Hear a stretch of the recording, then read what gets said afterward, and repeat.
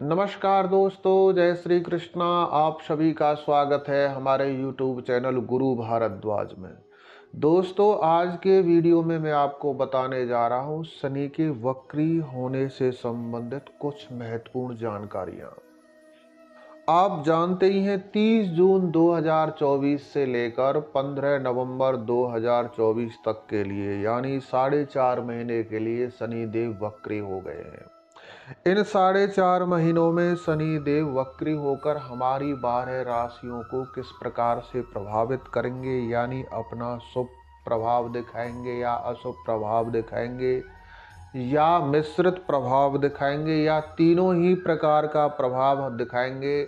और यदि तीनों ही प्रकार का प्रभाव दिखाएंगे तो इस प्रभाव के पीछे ज्योतिष का कौन सा सिद्धांत काम कर रहा होता है, इसके बारे में भी मैं आपको विस्तार पूर्वक बताऊंगा। और आपको बताऊंगा कि यदि शनिदेव आपकी राशि पर अशुभ प्रभाव दिखाने वाले हैं तो आप उसके अशुभ प्रभाव से साधारण सा उपाय करके कैसे बचे रह सकते हैं।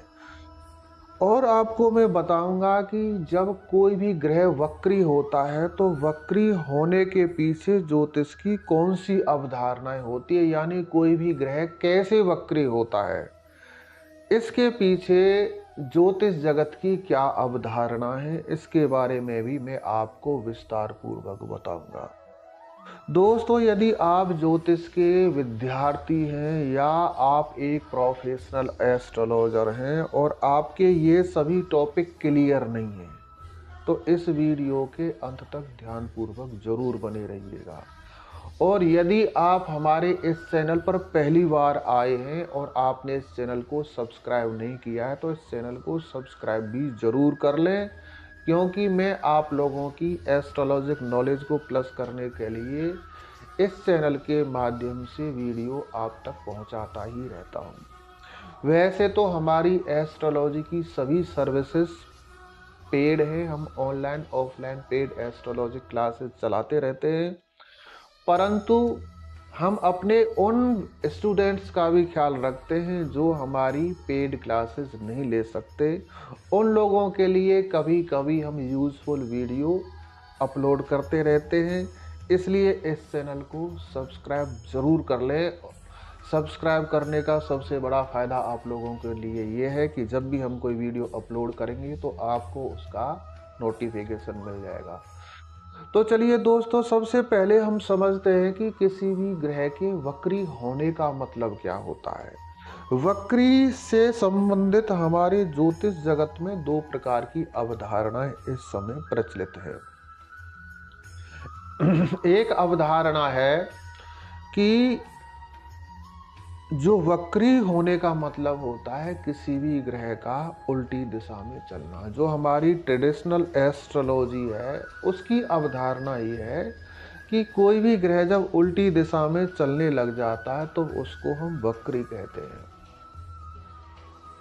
और जो मॉडर्न एस्ट्रोलॉजर्स हैं, जो साइंस से ज़्यादा प्रभावित हैं, वो यह कहते हैं कि कोई भी ग्रह कभी वक्री नहीं होता, यानी कोई भी ग्रह कभी उल्टी दिशा में नहीं चलता, हमेशा वो सीधी दिशा में ही चल रहे होते हैं। होता केवल इतना है कि किसी भी ग्रह की जो गति है वो पृथ्वी से कम हो जाती है।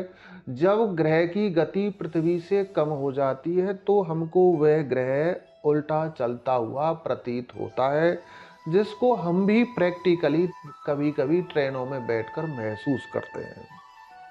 परंतु यदि हम प्रेडिक्शन के नज़रिए से विचार करते हैं, यानी फलादेश के दृष्टिकोण से विचार करते हैं, तो ज्योतिष में हमारे लिए इन चीज़ों के कोई ज़्यादा मायने नहीं है।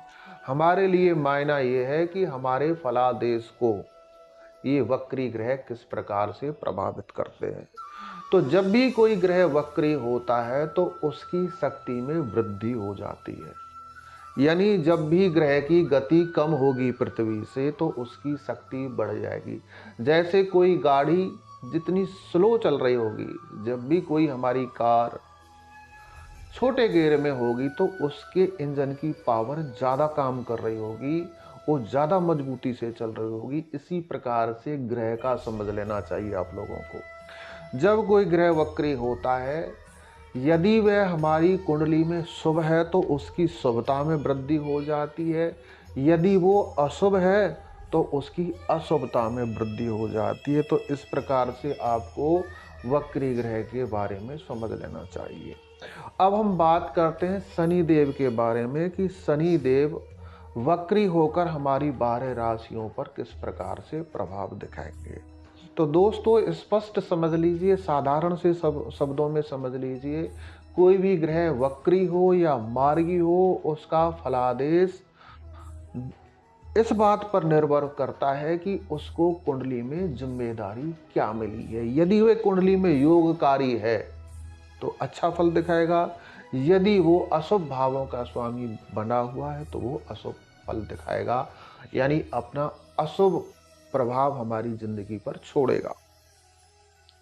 अब शनि देव जो वक्री हो रहे हैं वो हमारी 12 राशियों पर किस प्रकार का प्रभाव छोड़ेंगे, इसके बारे में समझते हैं। मेष राशि वालों के लिए, मेष लगन वालों के लिए शनि देव 10वें और 11वें भाव के स्वामी बन जाते हैं। 10वां भाव केंद्र स्थान है और काल पुरुष की कुंडली में उसका अपना स्थान है शनि देव का, और 11वां भाव भी शनि देव का अपना स्थान है। 11वें भाव में काल पुरुष की कुंडली में शनि देव की मूल त्रिकोण राशि कुंभ राशि आ जाती है, परंतु कुंभ राशि शनि जो आती है 11वें भाव में, वो 11वां भाव बाधक स्थान है। इसलिए मेष राशि वालों के लिए शनि देव अच्छा फल देने वाले नहीं है।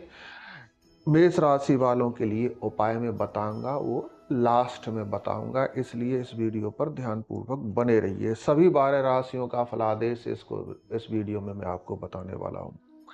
वृषभ राशि वालों की बात की जाए, वृषभ लगन वालों की बात की जाए, तो वृषभ लगन वालों और वृषभ राशि वालों के लिए शनिदेव कुंडली में सबसे योगकारी ग्रह बन जाता है, क्योंकि वो 9वें और 10वें भाव का बन जाता है। केंद्र और त्रिकोण की दोनों की जिम्मेदारी शनिदेव के पास एक साथ आ जाती है, और शनिदेव की जो मित्र राशि है वो वृषभ है, यानी राशिस और शनिदेव की मित्रता हो जाती है। इसलिए शनिदेव वृषभ राशि वालों के लिए अच्छा फल देने वाले हैं। जो भी शनिदेव से संबंधित जो काम पेंडिंग चल रहे थे वृषभ राशि वालों के लिए, वो सभी पूर्ण हो जाएंगे, यानी शुभता में वृद्धि होगी।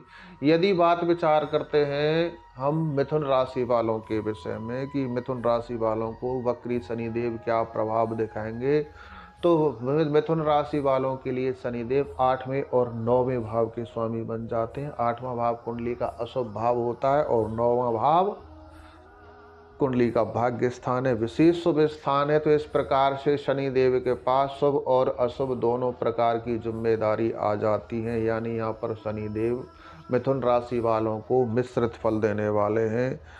मेरा मानना यह है कि शनि देव को शनि के लिए कोई छोटे मोटे उपाय अवश्य करते रहना चाहिए, ताकि वो उसके अशुभ प्रभाव से बचे रहें।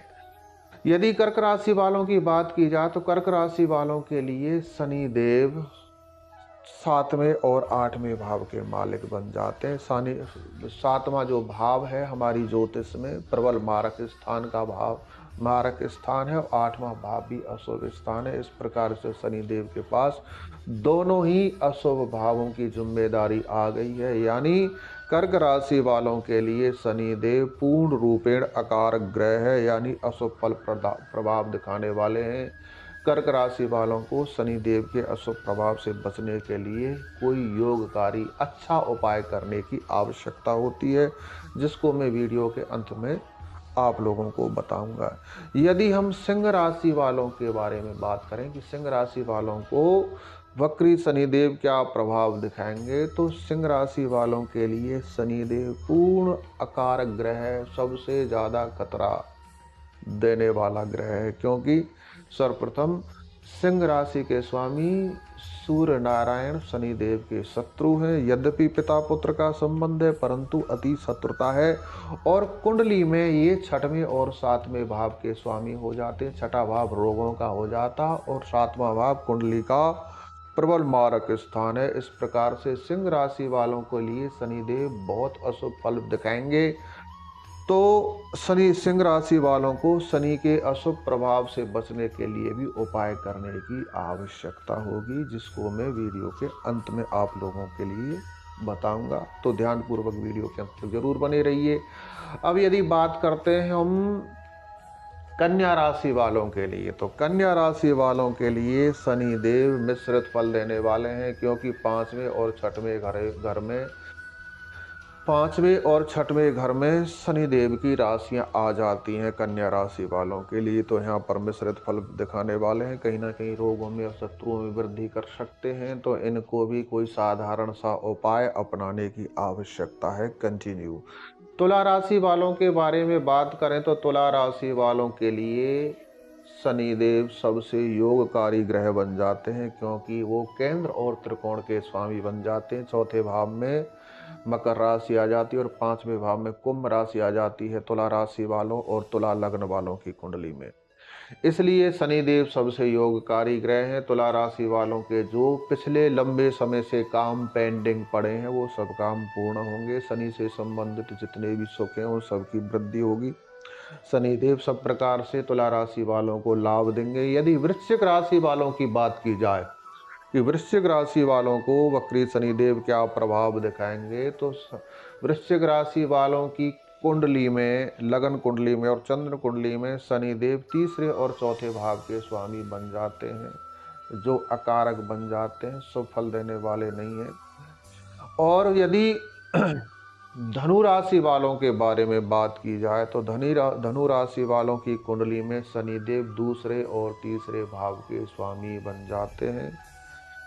यहाँ पर मिश्रित फल देने वाले हैं। यदि मकर लगन वालों की कुंडली की बात की जाए तो यहाँ पर शनिदेव लग्नेश हो गए। लग्नेश नेचुरली है, अच्छा फल देने वाले होते हैं। लग्नेश कभी किसी घर का मालिक अपने ही घर का कभी नुकसान नहीं करता है। उसी प्रकार से कुंभ राशि वालों के लिए शनिदेव पहले और 12वें भाव के स्वामी बन जाते हैं। तो यहाँ पर भी शनिदेव अच्छा फल दिखाने वाले होंगे।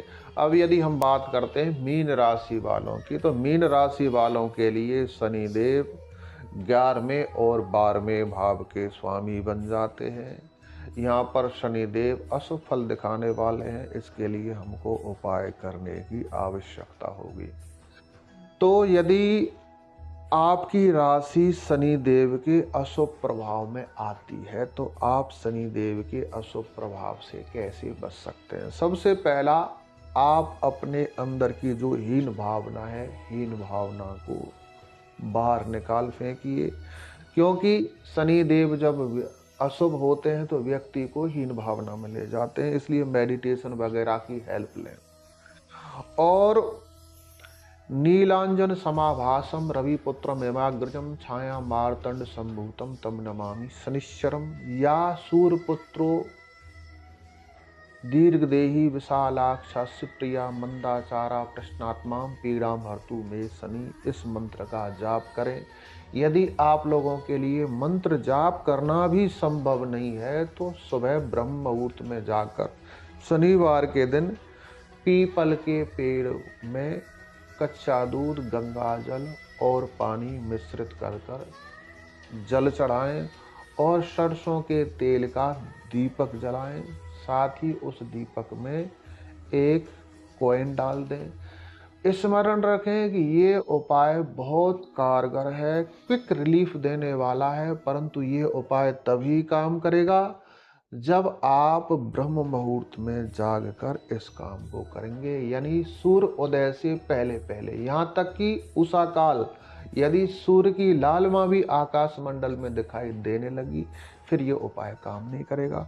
आप लोगों के लिए जो भी उपाय सूटेबल लगता है वो उपाय करके आप शनि के अशुभ प्रभाव से बचे रह सकते हैं। जिन लोगों के लिए शनि देव शुभ फल देने वाले हैं वो इसकी शुभ फल में और इम्प्रूव हो और ज़्यादा उनको शुभ फल की प्राप्ति हो, इसलिए शनि देव की आराधना करते रहें। रोजाना शनि देव का कोई मंत्र जाप करें, शनि चालीसा का पाठ करें, शनि स्तोत्र का पाठ करें, तो शनि देव आपके लिए और ज़्यादा फल देने वाले हैं। ज्योतिष में यदि शनि देव के बारे में विचार करें तो शनि देव सबसे इम्पोर्टेंट स्थान रखते हैं, क्योंकि कर्म और फल दोनों की जिम्मेदारी शनि देव की है। और वैसे पदाधिकारी के रूप में शनि देव को देखें तो ये न्यायाधीश हैं। इसलिए शनि देव यदि हमारे जीवन में अनुकूल है तो हमारे जीवन में मंगल ही मंगल है। तो दोस्तों, जुड़े रहिए हमारे YouTube चैनल के साथ में। हम आप लोगों के लिए यदा कदा ऐसे यूजफुल वीडियोस लेकर आते रहते हैं। आपने वीडियो को अंत तक देखा, इसके लिए आपका बहुत बहुत धन्यवाद। जय श्री कृष्ण।